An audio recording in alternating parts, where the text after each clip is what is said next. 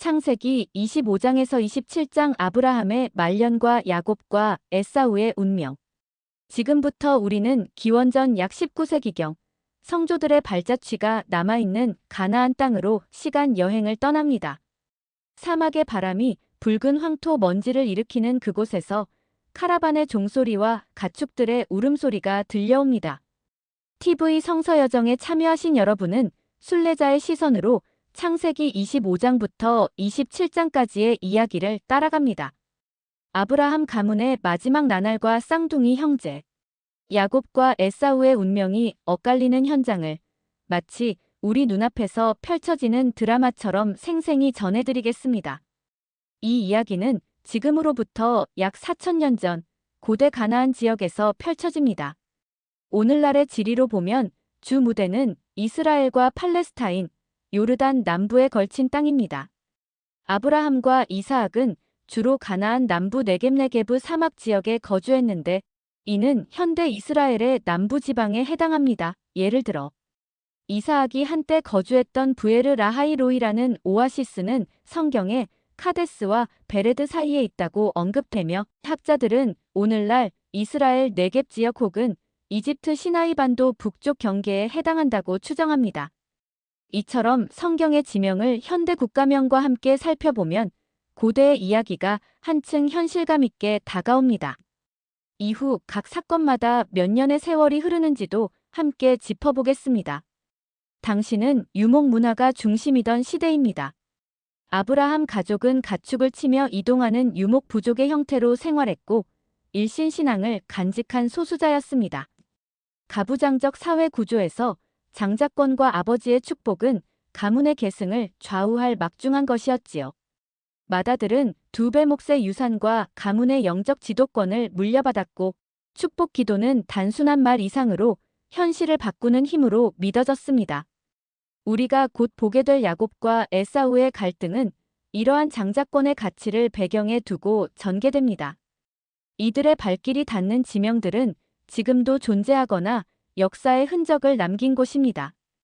헤브론 막펠라 동굴은 오늘날 서안지 웨스트 뱅크의 도시로 아브라함 일가의 묘소가 있는 곳이고 그랄은 블레셋인들이 거주하던 고대 도시로 현재의 이스라엘 남부네게브 가자 지역 인근에 해당합니다.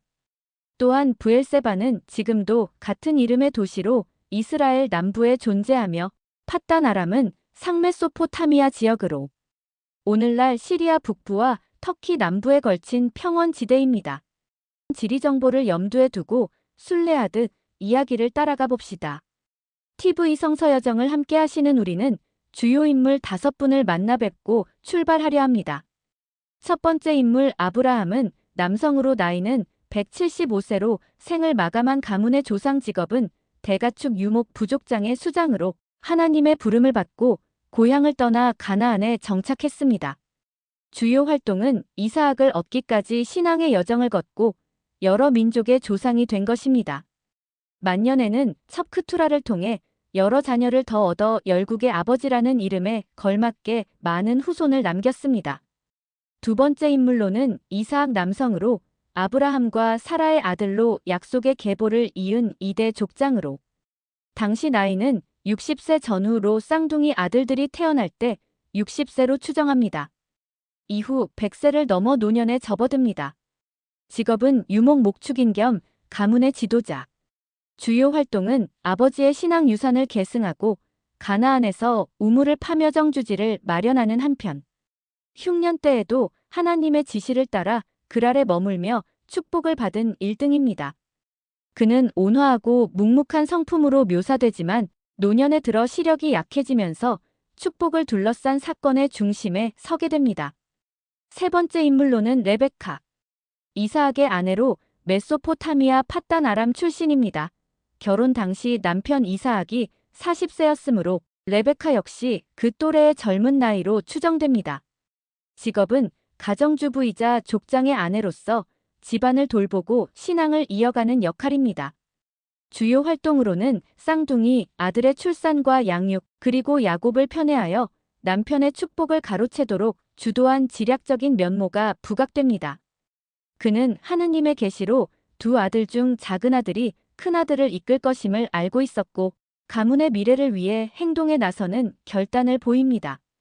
네 번째 인물로는 야곱. 이사학과 레베카의 차남으로 쌍둥이 중 동생입니다. 이름의 뜻은 발뒤꿈치를 잡았다란 뜻으로 태어날 때 형의 발뒤꿈치를 붙잡고 나와 지어진 이름입니다. 당시 나이는 형과 같게 태어났으며 이야기 전개에 따라 청년에서 중장년으로 자라납니다.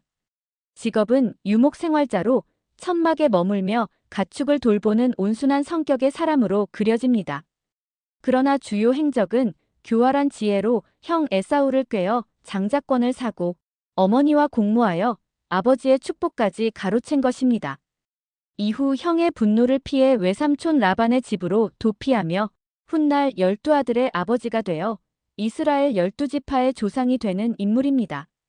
다섯 번째 인물로는 에사우, 이사학과 레베카의 장남으로 쌍둥이 형입니다. 태어날 때 온몸이 붉고 털이 많아 에사우, 털복숭이라 불렸으며 별명으로 에돔, 즉 불금이란 별명도 얻습니다. 직업은 사냥꾼으로 들에서 짐승을 사냥하며 살아가는 거친 야외인의 모습입니다. 주요 활동은 사냥으로 가족을 부양하고 부친의 사랑을 듬뿍 받았으나 순간의 배고픔을 못 이겨 자신의 장자권을 야곱에게 팔아버린 일로 유명합니다. 또한 40세에 현지 히타이트족 여인들과 결혼하였는데 그들이 부모 이사학과 레베카에게 큰 근심거리가 되었지요. 후에 그는 동생에게 축복마저 빼앗긴 것에 분노하여 살이를 품고 그의 후손은 에돔 민족으로 번성해 세일산 오늘날 요르단 남부 주변에 정착하게 됩니다. 주요 인물 5분을 만나고 이제 본격적으로 출발해 보도록 하겠습니다. 이야기의 진행에 따라 몇 년의 시간이 흘렀는지도 함께 뒤돌아보면서 여정을 계속하겠습니다. 크투라에게서 얻은 아브라함의 자손 아브라함의 말년, 기원전 19세기 중반. 아내 사라를 여인 지 몇 년 후 노년의 아브라함에게도 새로운 생활이 시작됩니다. 사라가 세상을 떠난 이후 약 3년이 지난 것으로 추정되는 이 무렵 140세가 넘은 아브라함은 후처 크투라를 아내로 맞이합니다. 머리와 수염은 백발로 성성하지만 그는 늙어서도 생명력을 잃지 않았습니다. 크투라를 통해 아브라함은 6명의 아들을 더 얻지요. 지므란, 욕산, 무단, 미디안, 이스박, 수아 등 그들이 바로 아브라함의 만년에 얻은 새싹들입니다. 약 1020년의 세월이 흘러 이 아이들이 자라는 동안 아브라함의 장남 이스마엘도 12아들의 족장이 되어 각지에 흩어집니다. 아브라함은 이 세 아들들을 많이 아끼었지만 장자 이사학에게만은 자신의 모든 재산과 언약의 축복을 물려주기로 마음먹습니다. 그래서 죽기 전에 미리 크투라의 아들들과 기타 첩에게서 난 아들들에게 재산 일부를 떼어 선물로 주고 그들을 동쪽 먼 땅으로 떠나보냅니다. 이는 훗날 이사학과 유산 문제로 다투지 않게 하려는 지혜로운 결정이었지요. 그렇게 아브라함의 가계는 여러 갈래로 퍼져나가지만 약속의 계승자는 이사학 한 사람으로 남게 됩니다. 아브라함의 죽음과 묘소. 기원전 18세기 후반 세월이 흘러 아브라함의 나이 175세에 이르렀을 때 드디어 그는 고대인의 표현대로 한껏 장수하고 늙어서 선조들 곁으로 돌아갑니다. 크투라와의 재혼 이후 약 35년, 이사학의 쌍둥이 아들들이 태어난 지 15년가량 지난 시점입니다. 그의 두 아들, 이사학과 이스마엘이 오랜만에 한자리에 모여 아버지의 장례를 치릅니다. 장지로 선택된 곳은 막펠라 동굴로 생전에 아브라함이 거금을 주고 히타이트인에게 사두었던 가족 묘지입니다. 이 막펠라 동굴은 마므레 근처에 있는데 마므레는 오늘날 헤브론으로 알려진 곳이지요. 지금도 그곳에는 헤롯 왕 시대에 세운 웅장한 직사각형 석조 건물이 남아있어 유대인, 그리스도인, 무슬림 모두에게 성소로 숭배되고 있습니다. 아브라함은 이 동굴에 먼저 떠난 아내 사라 곁에 안장되었고 훗날 이사학과 레베카, 야곱과 레아도 같은 곳에 묻히게 됩니다. 현대인의 시각 위 사진은 헤브론에 현존하는 막펠라 동굴 위에 지어진 성소의 남쪽 모습으로 지금은 이브라임 모스크와 유대교 회당이 함께 자리한 장소입니다. 아브라함이 눈을 감자 하느님께서는 그의 뒤를 이은 이스하악에게 복을 내리시며 특별히 돌보셨습니다. 이스하악은 아버지의 뒤를 이어 네겝 사막에 있는 부에르 라하이로이 근처에서 삶의 터전을 잡고 살기 시작합니다.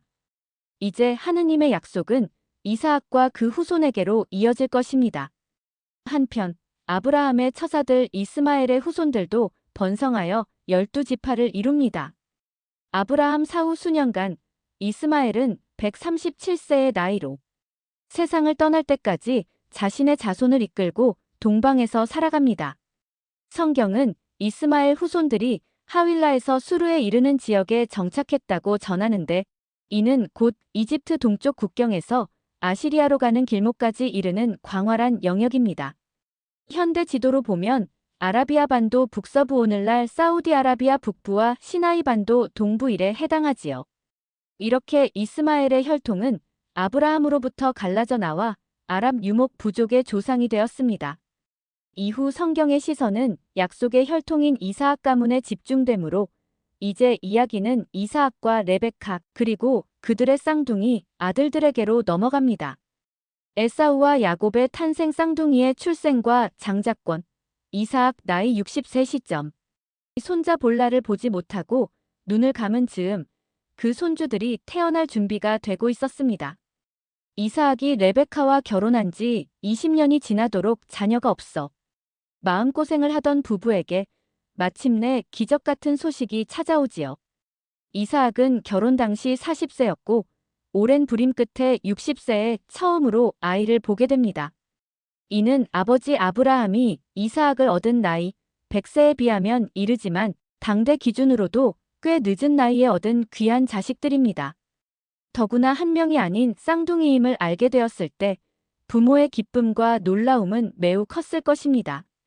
레베카의 태중에서 두 아이가 심하게 다투듯 움직일 때 그녀는 걱정스런 마음에 하느님께 묻습니다. 하느님께서는 레베카에게 내 뱃속에 두 민족이 있다. 형이 동생을 섬길 것이다라는 특별한 계시를 주십니다.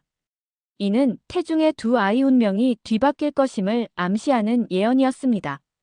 드디어 만삭이 되어 출산일이 오자 첫째 아이가 나오는데 몸이 붉고 털이 많은 사내아이였습니다. 그래서 이름을 에사우라 짓습니다. 히브리어로 털이 많은이라는 뜻. 이어서 둘째 아이가 나오는데 놀랍게도 형 에사우의 발꿈치를 붙든 채 태어났습니다. 이 모습 때문에 그 아이는 야곱이라 불렸지요. 야곱은 히브리어로 발꿈치를 잡은 자라는 의미입니다. 이때 이스하악의 나이는 정확히 60살이었습니다. 아브라함이 세상을 떠난 때와 거의 같은 시기였고 아브라함이 살아있었다면 160세로 손자들의 탄생을 봤을 것입니다. 쌍둥이 형제는 시간이 흐르면서 각기 다른 개성으로 자라납니다. 수년이 흘러 소년기가 지난 후 에사우는 거친 들사람이 되어 활을 잘 쏘고 짐승 사냥에 능한 야성적인 청년이 됩니다. 온몸에 난 붉은 털과 야외 활동으로 그을린 피부, 노련한 사냥꾼의 눈빛을 상상할 수 있습니다. 반면 야곱은 조용하고 차분한 성격으로 집안에 머무르기를 좋아하는 온순한 사람으로 성장하지요. 그는 장막을 돌보며 가축을 치고 어머니를 도우며 지내는 내성적인 청년입니다. 부모의 사랑은 이 둘에게 편중되어 갈라지는 모습을 보입니다. 사냥한 고기를 좋아하는 이스하악은 에사우를 특히 편애하였고 온순하고 지혜로운 야곱은 레베카의 사랑을 독차지했습니다. 부모의 나이 약 80세 무렵 쌍둥이가 청년기에 접어든 상황입니다. 이러한 편애의 분위기는 훗날 가정에 큰 파장을 불러오게 됩니다. 에사우의 장자권 상실 사건 청년기 몇 년 후 쌍둥이가 장성한 어느 날 운명을 뒤흔들 사건이 벌어집니다. 에사우는 들에서 종일 사냥하느라 땀과 먼지에 전신이 범벅이 된 채 돌아와 몹시 허기진 상태였습니다. 마침 야곱은 천막 앞 가마솥에서 붉은 죽스튜를 끓이고 있었지요. 사냥감은 얻지 못했고 배는 고파 죽을 지경인 에사우는 형제로서 아무 생각 없이 저 붉은 죽 좀 빨리 다오 하고 야곱에게 부탁합니다. 이때부터 에사우는 그 붉은 죽 때문에 에돔, 즉 붉은 자라는 별칭을 얻게 됩니다. 그런데 야곱은 뜻밖의 대답을 내놓습니다. 형의 맏아들로서 권리장자권을 먼저 내게 파세요. 순간적인 생존 욕구에 사로잡힌 에사우는 지금 내가 죽게 생겼는데 맏아들 권리가 무슨 소용이냐 하며 거래에 응하고 맙니다. 야곱은 혹시 몰라 에사우에게 맹세까지 받으며 장자권을 넘겨받지요. 그리고는 빵과 렌틸콩으로 만든 붉은 죽을 듬뿍 대접합니다. 에사우는 그 죽을 허겁지겁 먹고 배를 채운 뒤 자리를 떠났습니다. 성경은 이 장면을 담담히 서술하며 에사우가 맏아들 권리를 가볍게 여겼다고 평합니다. 이렇게 해서 눈앞에 한 끼 식사와 비가시적인 장자의 특권이 맞바뀌는 사건이 벌어졌습니다. 시간 경과 이 사건 이후로도 수년이 지나 쌍둥이는 장년이 되어갑니다. 에사우는 40세에 2명의 가나안족 여인과 결혼하여 가정을 꾸리는데 그 이방 혼인은 부모에게 근심이 됩니다. 에사우는 이렇듯 충동적이고 현실적인 기질로 인해 미래의 축복보다 현재의 욕구를 택했고 야곱은 치밀하고 집요한 성격으로 형에게서 원하는 것을 얻어냈습니다. 그러나 이 일은 둘 사이에 잠재적인 균열을 남겨두었고 훗날 벌어질 더 큰 갈등의 전주곡이 됩니다. 이사학과 아비멜렉 흉년과 우물 분쟁. 몇 년 후 이사학 7, 80대 추정. 세월이 흘러 가나안 땅에 심한 기근이 찾아옵니다. 마른 바람에 곡식은 타 들어가고 목초지가 시들어가자 이사학의 부족도 생존을 위한 이주를 고민하지요. 이는 아버지 아브라함 때도 있었던 일로 아브라함은 그때 이집트로 내려갔었습니다. 그러나 주님께서 이사학에게 나타나 이집트로 가지 말고 내가 알려주는 땅에 머물러라고 명령하십니다. 하느님은 이사학과 그의 후손에게도 아브라함과 맺은 언약을 이어가시며 흉년 중에도 보호하고 복을 주시겠다고 약속하지요. 이에 이사학은 가족과 가솔들을 이끌고 남쪽 그랄 땅으로 이동합니다. 그랄은 블레셋 족속의 소왕국이 있는 곳으로 당시 아비멜렉이라는 왕이 다스리고 있었습니다. 이 도시는 현재 이스라엘 남부의 중앙부에 해당하며 고대 가자 지역 부근에 위치한 블레셋의 거점입니다. 이사학 일행이 정착한 시점, 쌍둥이 아들들은 아마도 청년 혹은 장년기로 추정되나 본 장면에서는 등장하지 않습니다. 그랄에서의 해프닝, 그런데 그랄에 머무르는 동안 한바탕 소동이 있었습니다. 아내 레베카의 미모가 현지인들의 눈에 띌까 두려웠던 이사학은 혹시 자기를 죽이고 레베카를 빼앗을까 걱정하여 레베카는 내 누이라고 둘러댑니다. 바로 이 장면은 부친 아브라함이 예전에 이집트와 그랄에서 사라를 두고 했던 거짓말과 똑같습니다. 부전자전으로 비슷한 실수를 반복한 것이지요. 레베카는 실제로는 이사학의 사촌뻘 친척이기도 했지만 아내를 누이라고 속인 행위는 하느님을 덜 신뢰한 잘못이었습니다. 얼마 후 그랄 왕 아비멜렉이 창문으로 이사학이 레베카와 다정하게 있는 모습을 보고 두 사람이 부부임을 눈치챕니다. 놀란 아비멜렉은 이사학을 불러 꾸짖으며 말하지 그랬냐고 합니다.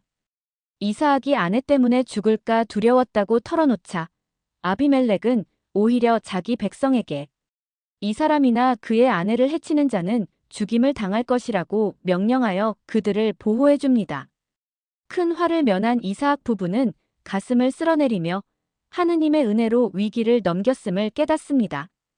이 일로 이사학은 그랄 땅에서 농사를 짓고 가축을 길러 여러 해를 보내며 크게 번성합니다. 하느님이 주신 복으로 그 해에 100배의 수확을 거두고 양떼와 소떼, 종들이 크게 불어나 부자가 되었습니다. 그러나 현지인들의 시기와 갈등이 뒤따랐습니다. 이사학이 그랄에 정착한 지 몇 년, 블레셋 사람들이 이사학을 시샘하여 그의 우물을 메워버리는 사보타주를 벌입니다. 원래 물이 귀한 그 땅에서 우물은 곧 생명선인데 아브라함 시대에 팠던 우물들까지 흙으로 채워 막아버린 것입니다. 갈등이 깊어지자 아비멜렉 왕은 이사학에게 우리 땅에서 떠나가시오. 당신이 우리보다 너무 강대해졌소. 라고 요청합니다. 분쟁을 피하고자 했던 이사학은 그랄 골짜기 게라르 골짜기로 물러나 새로운 거처를 잡습니다. 그리고 거기서 다시 우물을 팝니다. 첫 번째로 판 우물에서는 물이 솟았지만 현지 목자들이 나타나 이 물은 우리 것이다 라며 다툽니다. 그래서 그 우물을 에색, 곧 다툼이라 이름 짓고 양보합니다. 이어서 다른 곳에 우물을 파니 또다시 시비가 붙어 이번에는 신나, 적대라 부릅니다. 끝끝내 이사학은 다투지 않고 자리를 옮겨 세 번째 우물을 팠고 이번에는 아무도 시비를 걸지 않았습니다. 안도의 마음으로 이 우물을 르호봇, 넓은 곳이라 이름 짓고 이제는 주님께서 우리를 위해 넓은 터전을 주셨다고 감사했습니다. 이사학 나이 약 80세 전후 추정. 그 사이 야곱과 에사우는 30대 청년으로 성장. 하느님께서는 온유한 마음으로 피난하듯 양보를 거듭한 이사학에게 결국 공간을 마련해 주신 것입니다. 브엘세바 언약 이사학 중년기 후반 이사학은 그랄 골짜기를 떠나 브엘세바로 거처를 옮깁니다. 브엘세바는 그의 아버지 아브라함이 옛날에 같은 아비멜렉과 언약을 맺었던 우물이 있던 곳으로 이름도 서약의 우물이라는 뜻이지요. 그 밤에 주님께서 이사학에게 나타나 말씀하십니다. 두려워하지 마라. 나는 내 아버지 아브라함의 하느님이다. 내가 너와 함께 있어 내 종족을 번성하게 하리라. 하느님의 임재에 감사한 이사학은 그곳에 제단을 쌓고 주님께 예배합니다. 그리고 장막을 쳤으며 종들에게 우물을 다시 파도록 합니다. 얼마 후 그랄 왕 아비멜렉이 측근들과 함께 브엘세바로 이사학을 찾아옵니다. 이사학이 적대감을 품은 줄 알고 온 것이지요. 그러나 아비멜렉은 오히려 여호와께서 그대와 함께 계심을 우리가 뚜렷이 보았다며 화친을 제의합니다. 그는 당신이 복받은 자이니 우리와 다투지 말고 서로 맹세하여 평화 조약을 맺자고 청합니다. 이사학은 기꺼이 응하여 성대한 잔치를 베풀고 그들과 먹고 마시며 우정을 나눕니다. 이튿날 아침 쌍방간에 맹세를 하고 화평의 언약을 맺었지요. 바로 그때 이사학의 종들이 새 우물에서 물이 솟았다고 보고해옵니다. 이사학은 그 우물을 세바라 부르며 이 이름이 곧 그 고을 브엘세바의 유래가 되었습니다. 이렇게 하여 하느님이 주신 복으로 이사학은 대적과도 화목하게 되었고 아버지 때와 마찬가지로 브엘세바에서 평화로운 생활 기반을 얻게 되었습니다. 한편 이 즈음의 가정사로 에사우의 결혼 문제가 언급됩니다. 앞서 잠깐 언급했듯 40살이 된 에사우는 가나안 지방의 헷족 여자 2명을 아내로 맞이했습니다. 그 이름은 유디브에리의 딸과 바스마셀론의 딸인데 이방 신을 섬기는 가나안 혈통의 며느리들이 들어오자 이사학과 레베카의 마음에 큰 근심거리가 되었습니다. 부모로서는 신앙과 문화가 다른 며느리들이 불편했고 특히 레베카는 이를 매우 못마땅하게 여깁니다. 이 작은 가정사는 훗날 야곱을 하란으로 보내는 결정적인 구실로 작용하니 기억해 두어야 할 부분입니다. 오늘도 기녀정을 함께 해주신 TV 성서 순례단 여러분께 감사드립니다. 다음에 이어지는 여정은 야곱이 에사우의 복을 가로채다. 아버지의 축복, 탈취 사건의 여정을 계속하겠습니다.